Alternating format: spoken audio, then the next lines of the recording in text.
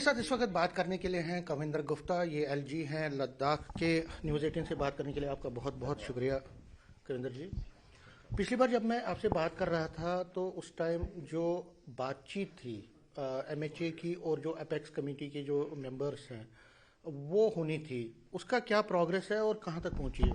देखिए, ये जो एपेक्स बॉडी है या केडीए है, उन्होंने अपना प्रस्ताव केंद्र सरकार को दिया है। अब केंद्र सरकार के वो किस प्रकार से उसको देखते हैं, तो मुझे लगता है कि जल्द ही दोबारा उनको बुलाया जाने वाला है। लेकिन जो उधर से बातें निकल के आ रही हैं, कुछ डिमांड्स हैं उनकी। उनका कहना है कि जो अरेस्टेड लोग हैं उनको रिलीज किया जाए, जो वायलेंस हुई है उसका एक निष्पक्ष जांच होनी चाहिए, और उसके साथ साथ वो कहते हैं कि जो उनके मोटे मोटे डिमांड्स हैं उन पर सबसे पहले उसको प्रायोरिटी के तौर पर लेना चाहिए। कानून के दायरे में रह करके भारत के संविधान को प्राथमिकता में रखते हुए जो भी बातचीत होगी वो सार्थक होगी। तो मुझे लगता है कि सभी के हित में चीज़ें वो हों, देश के हित में हो, वो पहले इस प्रकार की सोच है, उसके बाद कोई किसी प्रकार की बातचीत की जाए। लचीलापन एमएचए की तरफ से है कि इस डेडलॉक को रिजॉल्व किया जाए, क्योंकि बहुत टाइम से अब ये चल रहा है चीज़ें, और आगे चल के फ्लेयर अप ना हो, चीज़ों को एक सिस्टमेटिक वे से हल किया जाए। देखिए, केंद्र सरकार ने हमेशा से लद्दाख के हित के लिए सोचा है और बहुत काम किए हैं। उसी का परिणाम है कि लद्दाख आज ऊंचाइयों पर पहुंचा है और बहुत सी ऐसी जो भारत सरकार की स्कीमें हैं उसमें 97% हमने जल जीवन मिशन को पाया है। हमारा जो लिटरेसी रेट है सबसे ऊपर है। ये उसी का परिणाम है। तो आगे भी समय जो भारत सरकार है, मुझे लगता है कि सभी चीज़ों को ध्यान में रखते हुए बातचीत करेगी। कुछ आपको लगता है कि इस जो वहाँ पे कुछ लोग हैं उसको फ्लेयर अप करने की कोशिश कर रहे हैं या उसमें सियासत करने की कोशिश कर रहे हैं? देखिए, सियासत नहीं होनी चाहिए। जब हितों की बात होती तो लोग भी अब समझने लगे हैं कि क्या, कौन गलत है कौन सही है।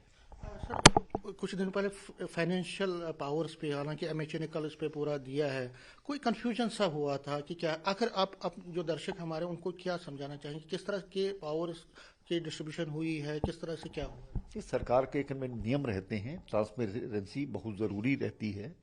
इन सभी विषयों को लेकर के मुझे लगता है कि जो भी निर्णय लिया गया वो एक प्रशासन चलाने के लिए ज़रूरी है।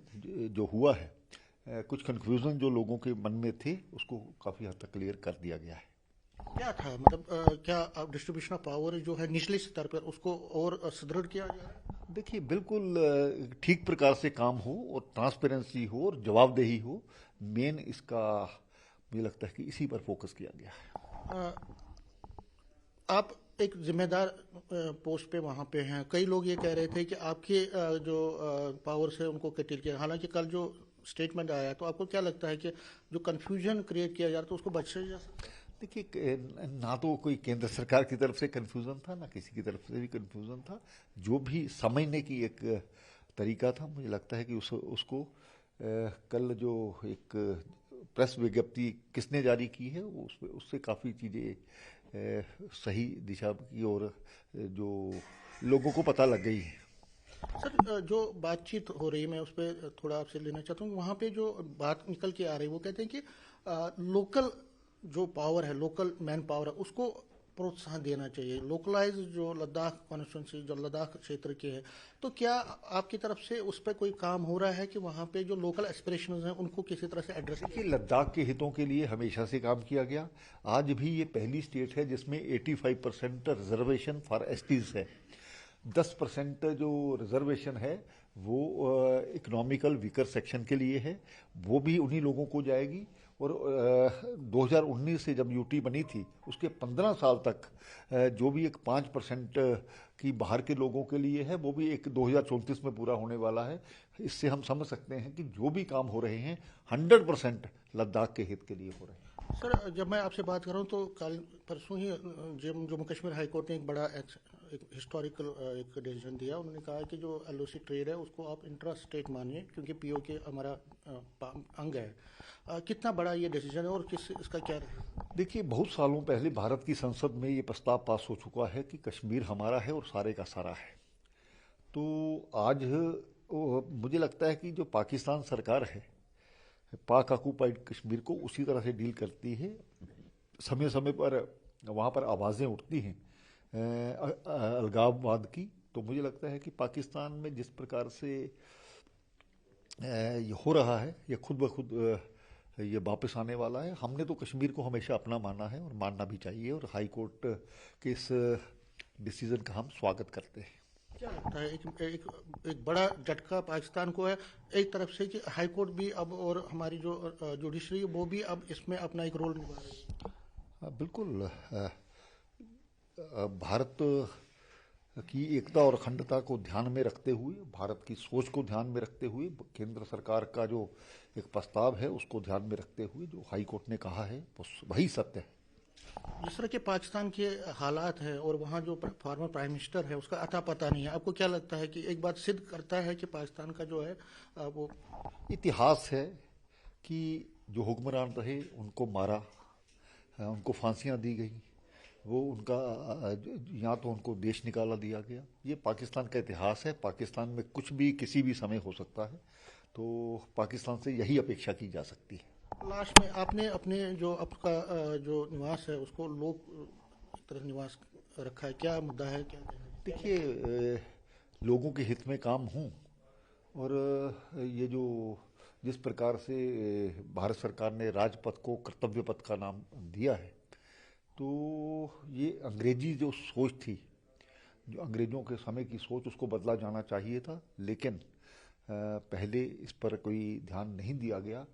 जो लोगों ने यहाँ पर हुक्मरान यहाँ पर लुटेरे बन करके आए, उनके नाम पर सड़कों का नाम रखा जाना, ये बड़ा गलत था। अब भारत सरकार इस पर बहुत सा कर रही है।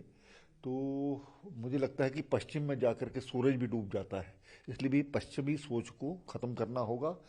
हम लोगों के हित में काम करते हैं, इसलिए मुझे लगता है कि जो नाम लोक निवास रखा गया है उससे मानसिकता का पता लगता है, सोच का पता लगता है, और लोगों को लगेगा कि जो भी यहाँ पर काम होगा वो लोगों के लिए होगा।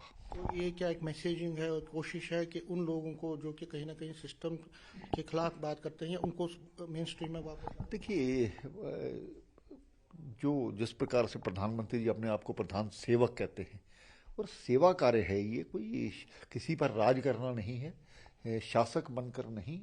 और जो भी सरकार की सोच है, by the people, for the people, of the people, लोकतंत्र यही कहता है। तो इसमें आप क्या करने जा रहे हैं? ये मेरा लास्ट सवाल है कि आपकी प्रायोरिटीज क्या रहेंगी? देखिए, हम पहले से ही स्वागत पोर्टल हमने जारी किया है, जिसमें लोग हमें अप्रोच कर सकते हैं। हमारा ग्रीवेंसेस सेल है, उसका हमने पोर्टल जारी किया है, और बहुत से आवेदन उसमें हमारे पास आ रहे हैं, हम उसको हल कर रहे हैं। और आने वाले समय में लोगों को लगेगा कि ये जो सोच है ये खाली नाम बदलने से नहीं पूरी होगी, और सच ज़मीन पर हमने इसको करके दिखाया है। सर लास्ट में, अब लद्दाख में क्योंकि विंटर का बड़ा हार्श रहता है, तो आपकी तरफ से क्या क्या तैयारियां उसके लिए, उसको डील करने के लिए, लोगों को फायदा देने के लिए? देखिए, हाँ, सरकार की तरफ से पहले से ही, क्योंकि एक विपरीत परिस्थितियों में वहाँ पर लोग रहते हैं, उसके लिए उनको सही तरीके से जो प्रबंध हैं वो मिलें, इसके लिए हमारे जो जिला प्रशासन है वो पूरी तरह से चिंता भी करता है और उस पर काम भी करता है। न्यूज़ 18 के लिए शुक्रिया। कैमरामैन साहिबा के साथ में समीर भट्ट, न्यूज़ 18 जम्मू।